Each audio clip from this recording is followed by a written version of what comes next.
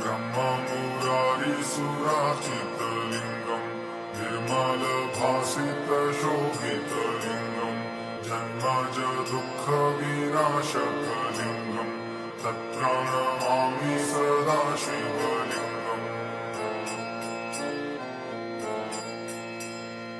देवमुनिप्रवरार्चितलिङ्गं कामदहनकरुणाकरलिङ्गं रावणदर्पविनाशनलिङ्गं तत्प्रणमामि सदा शिवलिङ्गम्।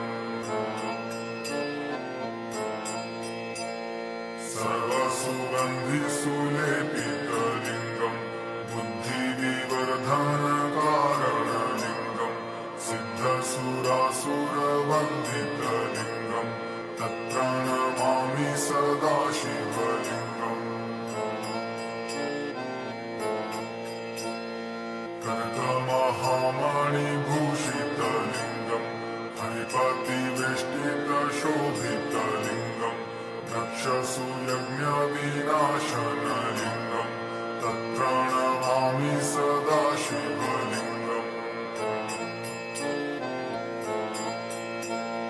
कुङ्कुमचन्दनलेपितलिङ्गं पङ्कजहारसुशोभितलिङ्गं सच्चित्पापविनाशनलिङ्गं तत्प्रणमामि सदा शिवलिङ्गम्।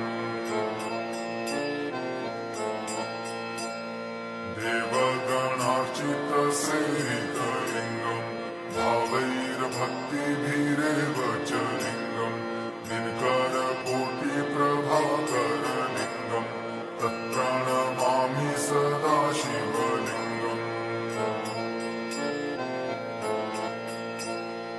अष्टदलोपरिवेष्टितलिङ्गं सर्वसमुद्भवकारणलिङ्गम् अष्टदरिद्रविनाशितलिङ्गं तत्प्रणमामि सदा शिवलिङ्गम्।